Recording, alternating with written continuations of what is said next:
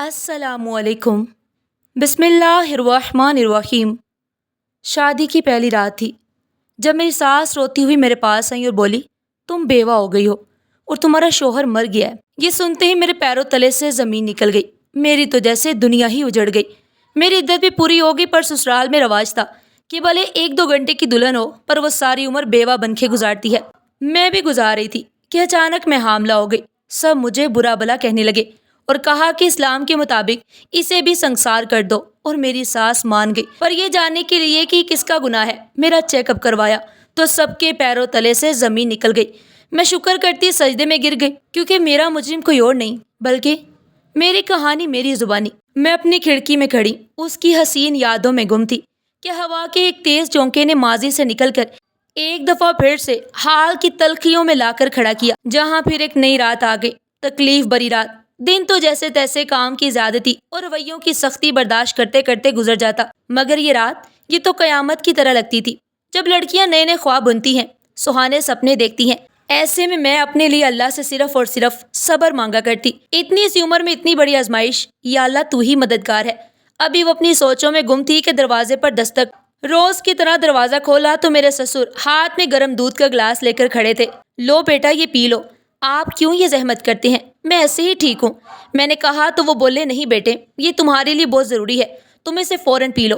میں نے ہچکچاتے ہوئے ان سے دودھ کا گلاس لے کر پی لیا۔ مجھے ان کی اس ہمدردی سے ڈر لگتا تھا۔ پتہ نہیں ہمدردی کیا رنگ دکھانے والی تھی۔ مجھے یہ نہیں پتا تھا کہ وہ میرے ساتھ اتنی ہمدردی کیوں دکھاتے ہیں۔ ایک جانب گھر کا یہ ماحول اور دوسری جانب یہ سب کچھ، لیکن جو بھی تھا، میری بے چینی، میری تھکن اتر جاتی تھی اور میں فوراً گہری نیند سو جاتی۔ اتنے شفاق لوگوں میں، اس ظلم کے ماحول میں مجھے ان کی ہمدردی کھٹکتی، لیکن میں سمجھ نہیں پا رہی تھی کہ میں اس کو کیا نام دوں۔ فجر کی اذان کی آواز نے اسے نیند سے جگا دیا، اور اب روز کی طرح گھر کے کام میرا انتظار کر رہے تھے۔ صبح فجر کی نماز پڑھنے سے ہی میرے کام شروع ہو جاتے۔ گھر کے تمام کام اور ذمہ داریاں میرے ساتھ تھی۔ میری ساس اور نند مجھے سکون کا ایک لمحہ نہیں گزارنے دیتی۔ دنیا کا کون سا ظلم تھا جو وہ مجھ پر نہیں کرتی، چاہے جسمانی ظلم ہو یا پیٹ کی مار۔ انہیں تو ایک بے دام کنیز ملی ہوئی تھی جس پر وہ اپنا ہر حربہ آزما رہی تھی۔ کبھی پورے دن بھوکا رکھتی تو کبھی طرح طرح کے کام نکال لیتی، جس میں لگنے کے بعد کسی اور کام کا ہوش ہی نہیں رہتا، اور اگر کام مکمل نہ ہو بری طرح سے مار پیٹ بھی ڈالتے۔ ٹارچر کا وہ کون سا طریقہ تھا جو وہ مجھ پر نہیں آزما چکے، اور کیوں نہ آزماتے؟ آخر ان کی زندگی کی سب سے بڑی محرومی ذمہ دار میں ہی تو تھی۔ میری ہی نحوست کی وجہ سے آج یہ ہستا بستا گھر سنسان ہو چکا تھا۔ جو کچھ میری وجہ سے ان سے چھن چکا تھا، اس کے بعد یہ سب تو جائز تھا، لیکن بس ایک خلش تھی کہ وہ سب میں نے کبھی نہیں چاہا تھا، چاہ سکتی بھی نہیں تھی۔ بھلا اپنی زندگی میں بھی کوئی آگ لگاتا ہے، مگر کوئی اس بات کو سمجھے تو ہی۔ یہاں تو سبھی مجھے مجرم سمجھتے تھے اور اس کا بدلہ لے رہے تھے، اور آج تو ظلم کی انتہا ہو گئی۔ 3 دن سے کھانے کے نام پر صرف چند لقمے ہی ملے تھے۔ بھوک سے پیٹ میں درد ہو رہی تھی۔ ساس کی مرضی کے بنا کچھ کھانے کی اجازت نہیں تھی۔ جب بھوک برداشت نہیں ہوئی تو میں نے سوچا کہ تھوڑی دیر سو جاؤں تو شاید کچھ سکون مل جائے۔ یہ سوچ کر میں اپنے کمرے میں چلی گئی۔ ابھی بیڈ پر لیٹی ہی تھی کہ نکاہت کی وجہ سے غنودگی طاری ہو گئی اور شام کے کھانے کو تھوڑی دیر ہو گئی۔ میں ہڑبڑا کر اٹھی اور بھاگ کر باہر آئی تو ساس اور نند کو اپنا منتظر پایا۔ پھر کیا تھا، ان کے تانے، گالیاں، لاتیں، اور میرا جسم، چوٹیں جسم پر لگ رہی تھی اور زخم روح پر آ رہے تھے۔ میں ان سے معافی مانگتی رہی، مگر انہیں مجھ پر ذرا بھی رحم نہیں آیا، اور بالآخر انہوں نے مجھ سے میری آخری پناہ گاہ بھی چھین لی، اور اب میرا ٹھکانہ اسٹور روم بن گیا، جہاں کباڑ کی موجودگی میں صرف اتنی جگہ تھی کہ ایک چادر بچھا کر لیٹا جا سکے۔ لیکن میں پھر بھی یہ سب برداشت کر رہی تھی کہ اس کے علاوہ کوئی اور چارہ بھی تو نہیں تھا، اور نہ ہی کوئی پناہ گاہ باقی تھی، اور نہ ہی اس زندان سے نکلنے کا کوئی راستہ تھا۔ جب جرم بڑے ہوں تو پھر سزائیں بھی بڑی ہوتی ہیں۔ پھر سب سے بڑی بات یہ کہ سب کچھ جس محبت کے بدلے میں مل رہا ہے، وہ محبت بہت انمول تھی، اور انمول چیزوں کے لیے تو بڑی قربانیاں دینی پڑتی ہیں۔ یہ تو پھر چھوٹی سی بات ہے، اس محبت کے پیچھے زندگی منتظر تھی۔ جب اپنی طبیعت کی خرابی کی وجہ سے میں اپنی ساس نند کے ساتھ ڈاکٹر کے پاس گئی، اور چیک اپ کے بعد ڈاکٹر نے جو انکشاف کیا، اس پر میرے ساتھ ساتھ میری ساس بھی حیرت زدہ رہ گئی۔ ڈاکٹر صاحبہ، یہ آپ کیا کہہ رہی ہیں؟ میری بہو حاملہ کیسے ہو سکتی ہے؟ ایسا کیسے ممکن ہے؟ یہ تو ہو ہی نہیں سکتا۔ دیکھیں، ہم اس بارے میں کیا کہہ سکتے ہیں؟ ہم تو وہی بتا رہے ہیں جو رپورٹ میں لکھا ہے، اور اس رپورٹ کے مطابق آپ کی بہو حاملہ ہے۔ ڈاکٹر صاحبہ نے اپنے فارمل انداز میں بات ختم کی۔ ایک قیامت تھی جو آ گزری، میری آنکھیں پھٹی کی پھٹی رہ گئی۔ اب کیا ہوگا؟ یہ سب کیسے ممکن ہے؟ پہلے ان لوگوں کے میں ظلم کا شکار تھی، اور اب یہ سب۔ طبیعت تو پہلے خراب تھی۔ ان سوچوں کے آتے ہی میرے ہوش و حواس جانے لگے۔ ڈاکٹر جلدی سے میری جانب آئی تو میری سانس شور مچانے لگی، چھوڑیں، مر جانے دے اسے، بلکہ ایسے لوگوں کو تو جینے کا کوئی حق ہی نہیں ہونا چاہیے۔ پتہ نہیں کون سے گناہوں کی سزا ہے اور پتہ نہیں یہ کس کے گناہ کا بوجھ ہے۔ جب سے یہ ہماری زندگی میں آئی ہے اپنی نحوست سے سارے گھر کو تباہ و برباد کر کے رکھ دیا ہے، اور اب یہ سب کرنے کے بعد اللہ معاف کرے اب تو قیامت آ کر ہی رہے گی۔ یا اللہ، میں دنیا کو کیا منہ دکھاؤں گی؟ اب تو ساری دنیا میں اتنی رسوائی ہوگی۔ یا اللہ، میں کیا کروں؟ ساس کے تو بین ہی نہیں ختم ہو رہے تھے کہ میری نند بولی، اس طرح رونے سے کیا فائدہ، ابھی سے لے کر گھر چلتے ہیں، وہاں جا کر دیکھتے ہیں کہ آگے کیا کرنا ہے، یہاں تماشا لگانے سے اپنی ہی عزت خراب ہوگی۔ پھر وہ مجھے لے کر گھر آ گئے۔ ہوا کچھ ایسا تھا کہ اسٹور روم میں کروٹ بدلتے بدلتے اسے نیند نہیں آ رہی تھی۔ ایک تو بھوک، پھر تنہائی، وہ بے چینی سے رات گزارنے کا انتظار کر رہی تھی کہ اچانک دروازے پر پھر وہی مخصوص دستک ہوئی تو وہ بہت حیران ہوئی کہ یہ یہاں بھی۔ اس نے اٹھ کر دروازہ کھولا تو سامنے اس کے سسر ہاتھ میں دودھ کا گلاس لیے کھڑے تھے۔ آپ کیوں زحمت کرتے ہیں؟ اپنے حصے کا دودھ مجھے کیوں دے جاتے ہیں؟ اگر کسی کو پتہ چل گیا تو، کسی نے دیکھ لیا تو سب آپ سے بھی ناراض ہو جائیں گے۔ مجھے سب سے بہت ڈر لگتا ہے۔ تمہیں اس کی ضرورت ہے، تم اسے جلدی سے پی لو، کل سے پھر وہی صبح شروع ہو جائے گا۔ چلو شاباش، جلدی کرو، اس سے پہلے کہ کوئی آ جائے۔ تمہاری ممی کو جاگتا چھوڑ آیا ہوں۔ اس نے وہ دودھ پی لیا۔ میں آپ کو بری نہیں لگتی؟ نفرت محسوس نہیں کرتے آپ مجھ سے؟ اتنے معصومانہ سوال تھے اس کے۔ نہیں، کیونکہ جو میں جانتا ہوں وہ تم نہیں جانتی۔ اچھا، اب زیادہ مت سوچو اور جاؤ سو جاؤ۔ سسر یہ کہہ کر چلے گئے اور وہ دروازہ بند کر کے لیٹ گئی۔ چند لمحوں میں ہی وہ گہری نیند میں جا چکی تھی، اگلے امتحان سے بے خبر۔ صبح اس کی آنکھ شور کی آواز سے کھلی۔ جب وہ باہر آئی تو اس کی نند اس کی ساس سے اس کی شکایت لگا رہی تھی کہ رات کو اس کے سسر اس کے پاس جاتے ہیں۔ ساس یہ سن کر ہتے سے اکھڑ گئی، شیرنی کی طرح اس پر چڑھ دوڑی۔ ارے بدذات عورت، کسی کو تو چھوڑ دے، پہلے میرے بیٹے کو اپنے جال میں پھانسا اور پھر مجھ سے چھین لیا، اور اب میرا شوہر ہتھیار آ رہی ہے۔ ارے کچھ تو شرم کر، باپ کی جگہ ہے۔ وہ الزامات تھے جو تیر کی طرح روح کے پار ہو رہے تھے۔ میں لاکھ منع کرتی مگر تھا کون یقین کرنے والا؟ کون تھا جو یقین کرتا؟ وہ تو منہ موڑ گیا، یہ سب سہنے کے لیے اسے تنہا چھوڑ گیا۔ اب تو اس طرح کے الزامات روز کی بات تھی۔ بھوک، ذہنی تکلیف اور ظلم کی وجہ سے اس کی طبیعت خراب رہنے لگی۔ اسے رات سے بخار تھا۔ اس پر پورے گھر کے کپڑے، چادریں، پردے دھونے کے بعد جب وہ انہیں پھیلانے چھت پر گئی تو چکرا کر بے ہوش ہو گئی۔ ڈاکٹر کو دکھایا تو اس نے کچھ ٹیسٹ لکھ دیے۔ ساس تو ٹیسٹ کروانے کے موڈ میں ہی نہیں تھی، مگر نند نے سمجھایا کہ اگر اسے کچھ ہو گیا تو لوگ تو جو کہیں گے وہ کہیں گے، مفت کی ملازمہ بھی ہاتھ سے جائے گی، اور پھر اس نے آپ کا بیٹا بھی تو چھینا ہے، اتنی آسانی سے تو اس کی جان نہیں چھوڑنی چاہیے۔ اور اس طرح ساس ٹیسٹ کروانے پر راضی ہو گئی، مگر ٹیسٹ رپورٹ میں جو کچھ آیا وہ ناقابل یقین ہے کہ وہ حاملہ ہے۔ مگر کیسے؟ اب یہی اس کے زاد راہ تھی جن کے سہارے زندگی کا یہ لمبا سفر طے کرنا تھا۔ ارے اللہ، کتنی دیر ہو گئی، اماں تو میری جان ہی نکال دیں گی۔ کہہ رہی تھی کہ سورج غروب ہونے سے پہلے آ جانا، اور دیکھو پھر رات ہونا شروع ہو گئی۔ پہلے خود ہی اتنے سارے گھروں کے کپڑے سی دیے اور وہ بھی دینے کے لیے بھی کہا، پھر کہتی ہیں کہ جلدی آ جاؤ۔ اماں بھی نہ بس ایسی ہی ہیں، بس یہ آخری گھر ہے، اس کے بعد بس جلدی سے گھر جاؤں گی۔ وہ جلدی جلدی اپنی ہی دھن میں مگن بولتی ہی چلی جا رہی تھی کہ سامنے سے آتے ہوئے انسان کو بھی نہ دیکھا اور بری طرح سے ٹکرا گئی۔ دیکھ کر نہیں چل سکتے؟ ایک تو ویسے ہی دیر ہو رہی ہے اور اوپر سے سارے کپڑے گرا دیے۔ آنکھیں کیا کرائے پر دی ہوئی ہیں؟ نہیں، کرائے پر تو نہیں دی۔ ہاں، کچھ دیکھنے میں بزی تھی۔ کیا؟ اس نے حیرت سے پوچھا تو ذیشان نے ہنس کر کہا، وہ ہمیشہ اسے ایسے ہی تنگ کرتا تھا۔ ذیشان کی ممی کو اماں کے ہاتھ کی سلائی بہت پسند تھی، ہمیشہ کپڑے وہ انہی سے سلائی کرواتے اور اکثر ان کے گھر کپڑے دینے آتی تھی، اور ذیشان کو موقع ملتا اسے تنگ کرنے کا تو وہ کوئی موقع ہاتھ سے جانے نہیں دیتا تھا۔ شروع میں تو یہ لگتا کہ اسے تنگ کرتا ہے، مگر پھر احساس ہونے لگا کہ اس کے جذبات کچھ الگ ہیں۔ وہ جانتی تھی کہ ان دونوں کے درمیان اسٹیٹس کا بہت فرق ہے، اس لیے وہ اس کی کسی جذبے کو بڑھاوا نہیں دینا چاہتی تھی۔ جانتی تھی کہ اس کا انجام برا ہوگا، مگر ذیشان اس سب سے چڑ جاتا۔ وہ یہ سارے فرق بھلا بیٹھا تھا، بس ایک ضد تھی اسے حاصل کرنے کی۔ وہ کب تک اس کے سچے جذبوں سے لڑ سکتی تھی؟ آخرکار ہار ہی گئی، پھر بھی سمجھانے کی کوشش کرتی رہتی۔ ذیشان، آپ کے گھر والے اس رشتے کے لیے کبھی راضی نہیں ہوں گے، آپ سمجھے اس بات کو، ہم ایک منزل کے راہی نہیں ہیں۔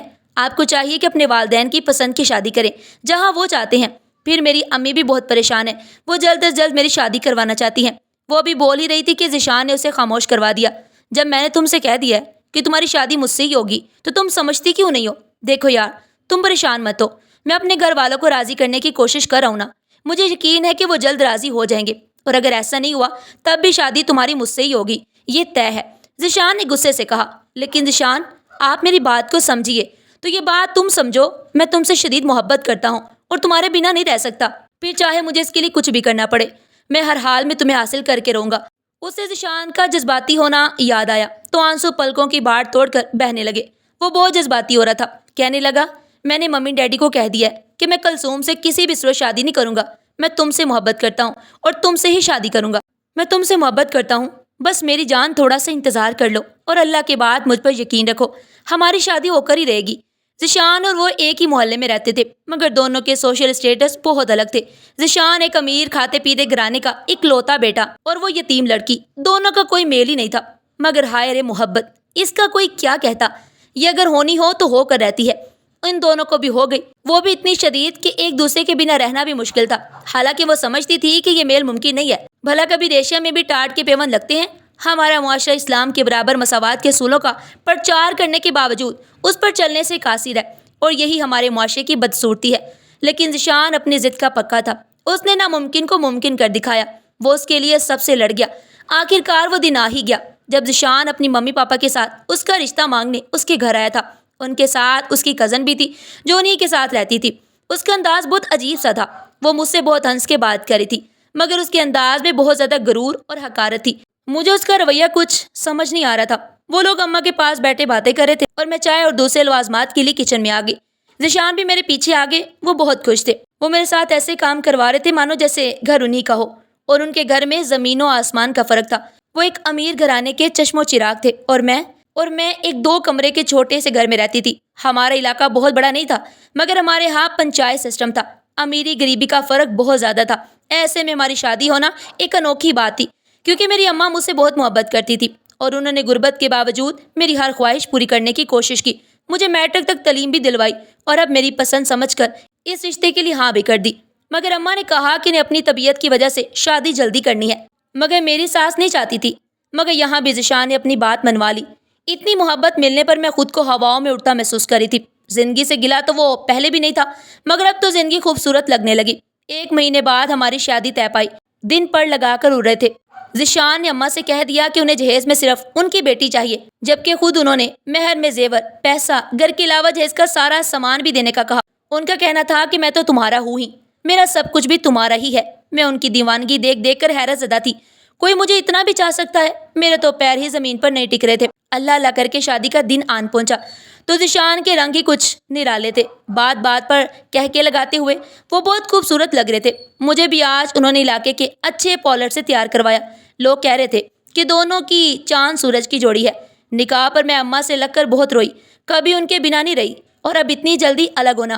مگر یہ تو دستور دنیا، بیٹیاں رخصت ہو جاتی ہیں اور میں بھی رخصت ہو کر ذیشان کے گھر آ گئی۔ کچھ رسموں کے بعد مجھے ذیشان کے کمرے میں بھیج دیا۔ میں ڈر رہی تھی ذیشان کی محبت سے، ان کے ساری دنیا کو بھول کے ٹکٹکی باندھ کر دیکھنے سے، جیسے آنکھوں میں بسا لینا چاہتے ہوں۔ میرے ہاتھ پاؤں برف کی طرح ٹھنڈے پڑے تھے۔ مجھے بیٹھے ہوئے کئی گھنٹے ہو گئے مگر ذیشان نہیں آئے۔ اب تو کمر بھی اکڑنے لگی کہ اچانک کمرے کا دروازہ کھلا اور میری ساس روتی دھوتی ہوئی آئی اور مجھے مارنے لگی۔ کھا گئی میرے بچے کو ڈائن، مر گیا میرا لاڈلا بیٹا، منحوس کہیں کی۔ میں تو اس اچانک پڑنے والی آفت پر حیران پریشان سی کھڑی تھی۔ ساس کے منہ سے یہ الفاظ سن کر میں تو ہوش ہی اڑ گئے۔ یہ کیسے ممکن ہے؟ ابھی تو دنیا بسی نہیں تھی کہ زندگی اجڑ گئی، میرے ہوش گم ہو گئے اور میں چکرا کر گر گئی اور بے ہوش ہو گئی۔ جب مجھے ہوش آیا تو میری دنیا اجڑ چکی تھی۔ بعد میں لوگوں سے پتہ چلا کہ اوپر کمرے کی طرف آتے ہوئے سیڑھیوں پر چکراتے ہوئے گرے اور سر پھٹنے کی وجہ سے موت واقع ہو گئی۔ میں حیران تھی کہ اتنی معمولی سی چوٹ سے کوئی کیسے مر سکتا ہے، مگر وہ مر چکا تھا۔ میری دنیا ویران ہو چکی تھی، میں لٹ چکی تھی۔ سوئم کے بعد جب اماں مجھے اپنے گھر لے جانے لگی تو میری ساس بولی کہ میں اپنی عدت یہیں گزاروں گی، اور ہمارے ہاں بیوہ ساری زندگی سسرال میں رہتی ہے اور اب چاہے جیسا بھی ہے اسے یہی رہنا ہے۔ اب ماں چپ چاپ خالی ہاتھ چلی گئی مگر اس صدمے نے انہیں جینے نہ دیا اور اگلے 1 ہفتے ان کا بھی انتقال ہو گیا۔ ایک کے بعد ایک صدموں نے مجھ سے جینے کی امید چھین لی، اور اب میں جیتی بھی تو کس کے لیے؟ ذیشان اور اماں زندگی کے 2 ہی تو محور تھے اور دونوں ہی چھن چکے تھے۔ مانو میری تو زندگی ختم ہو چکی تھی، بس سانسیں بچی تھی جو سسرال والوں کے رحم و کرم پر تھی۔ سسرالیوں کا رویہ روز بروز خراب سے خراب تر ہوتا جا رہا تھا۔ ماضی کی یادوں سے چھٹکارا پانا تو ناممکن، لیکن یہ مستقبل کے اندیشے بھی اسے جینے نہیں دے رہے تھے۔ اس کے حاملہ ہونے کی خبر جنگل میں آگ کی طرح پھیل رہی تھی۔ جو سنتا تھا وہ حیرت زدہ رہ جاتا اور اس پر لان تان کرنے لگ جاتا۔ ہر کوئی اسے ہی قصوروار سمجھ رہا تھا۔ گھر میں آنے والی خواتین اسے عجیب نظروں سے دیکھتی۔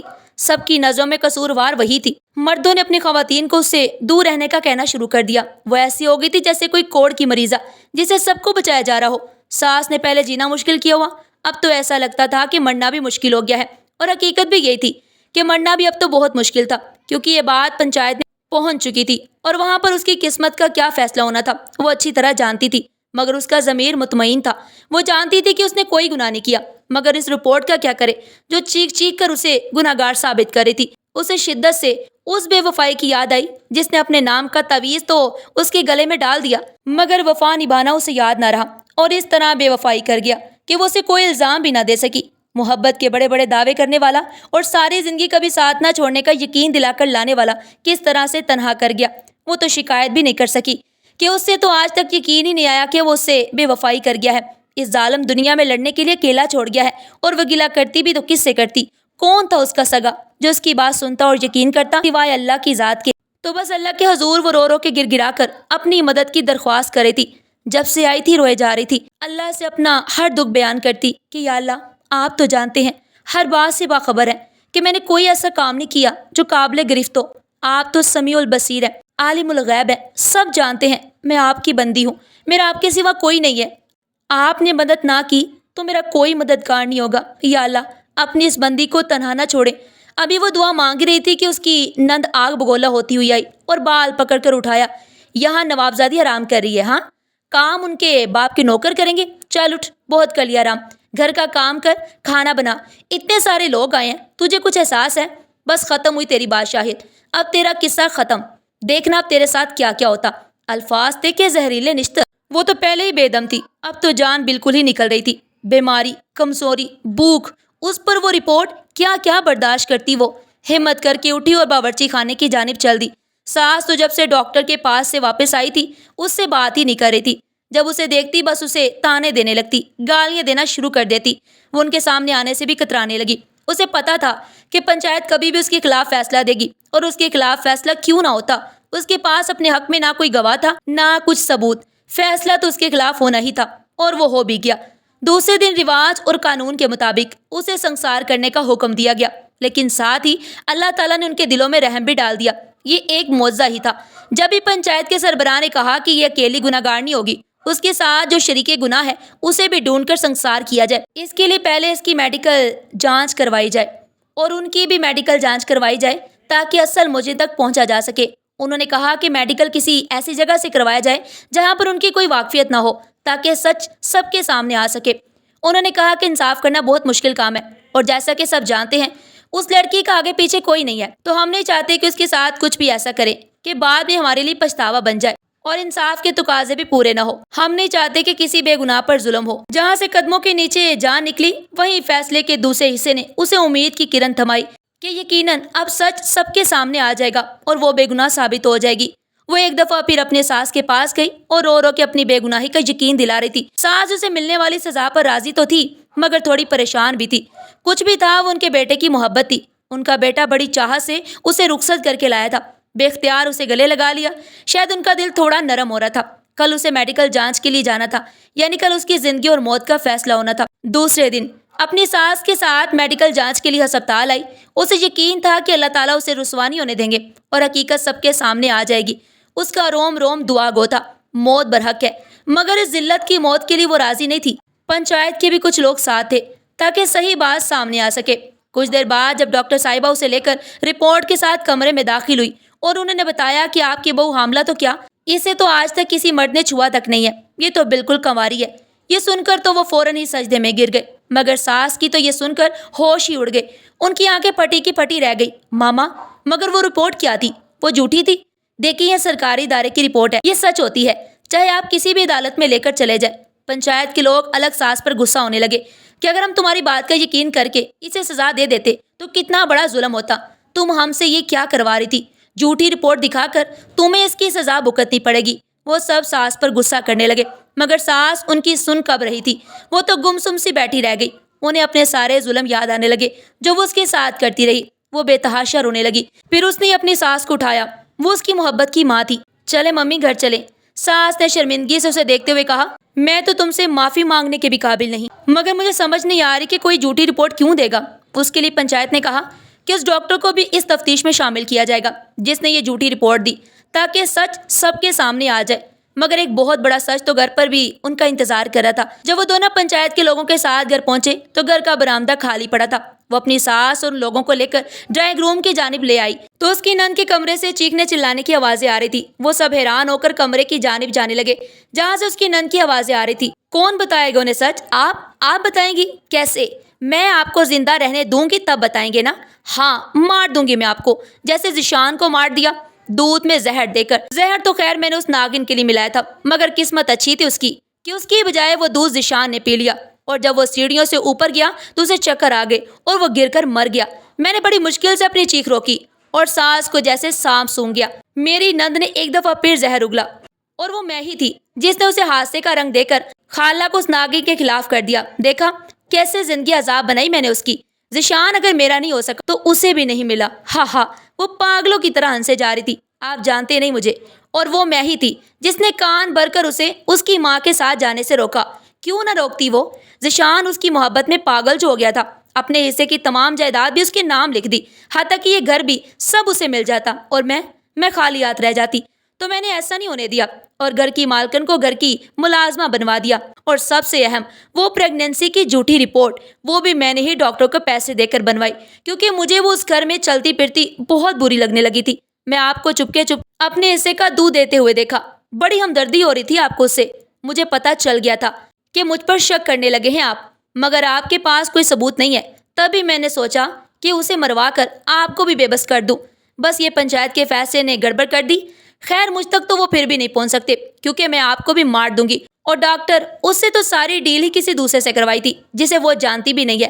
جب ہی پنچایت کے سربراہ کمرے میں داخل ہوتے ہوئے بولے، لیکن تم جانتی نہیں ہو اللہ کسی کے ساتھ ظلم نہیں کرتے، اس کی لاٹھی بے آواز ہے اور اس کی چال کے آگے ہم انسانوں کی کیا اوقات ہے؟ دیکھو اس نے سب کچھ تمہارے منہ سے کہلوا دیا، پنچایت کے سامنے، جہاں گواہ بھی ہیں اور سزا دینے کا اختیار بھی۔ ابھی میڈیکل جانچ نے تو سب پول ہی کھول دیا ہے، اور اس انکشاف پر تو کلثوم بھی پھٹی ہوئی آنکھوں کے ساتھ انہیں دیکھنے لگی۔ مگر اب کیا ہو سکتا ہے؟ سارا کھیل ہی اس کے ہاتھ سے نکل گیا تھا۔ میری ساس یہ سب سن کر اس کی جانب بڑھی اور اسے بے تحاشا مارنے لگی۔ ارے بدبخت، میں نے تجھے اپنی اولاد سے بڑھ کر کبھی اپنی بانجی نہیں سمجھا، ہمیشہ اس گھر کا فرد جاننا۔ ہاں میری خواہش تھی کہ تو میری بہو بنے، پر جب ذیشان کو ہی نہیں پسند تھی تو کیا کرتی؟ ارے شادی بیاہ تو قسمت کے کھیل ہے، یہ تو رب سونا طے کرتا ہے۔ تو صبر نہیں کر سکتی تھی؟ نہیں تھا وہ تیری قسمت میں تو تو نے حسد میں اسے ہی مار دیا۔ ارے میری گود ہی اجاڑ دی، اس معصوم پر اتنا ظلم کروایا۔ میں اس کا کیسے سامنا کروں گی، کیسے معافی مانگوں گی؟ جسے میرے بیٹے نے اتنا چاہا، میں نے اس کے ساتھ کیا کیا؟ یا اللہ، میرا ذیشان تو مجھے معاف بھی نہیں کرے گا۔ یہ تو نے کیا کیا؟ میں تجھے کبھی معاف نہیں کروں گی۔ اور پھر وہ روتے روتے بے ہوش ہو گئی، اور اب تو یہ رونا ساری زندگی کا تھا۔ اپنوں کے دیے ہوئے زخم بہت تکلیف دیتے ہیں۔ پنچایت کے لوگ کلثوم کو اپنے ساتھ لے گئے سزا دلوانے کے لیے۔ میرے سسر میرے پاس ہیں اور سر پر ہاتھ رکھ کر کہا کہ اپنی ممی کو معاف کر دینا، اس نے یہ سب جان بوجھ کر نہیں کیا، وہ دل کی بری نہیں ہے۔ اور میں نے سوچا کہ معاف کرنا اتنا آسان ہے کیا؟ لیکن پھر خیال آیا کہ یہ میرے ذیشان کے ماں باپ ہیں، جو مجھے رانی بنا کر لایا، جس نے مجھ سے بے غرض محبت کی۔ بے غرض محبت تو نصیب والوں کو ملتی ہے، تو میں اس محبت کے والدین کیسے کچھ برا کر سکتی ہوں؟ ناظرین، آج کی یہ کہانی آپ کو کیسی لگی؟ کمنٹ باکس میں اپنی قیمتی رائے کا اظہار ضرور کیجیے گا، اور اس طرح کی سبق آموز کہانیاں سننے کے لیے ہمارے چینل ایڈیو پن پوائنٹ کے ساتھ جڑے رہیے گا۔ اور اگر ویڈیو اچھی لگی ہو تو زیادہ سے زیادہ شیئر کریں اور لائک کرنا مت بھولیے گا۔ اپنا اور اپنے پیاروں کا بہت سارا خیال رکھیے گا۔ شکریہ۔ اللہ حافظ۔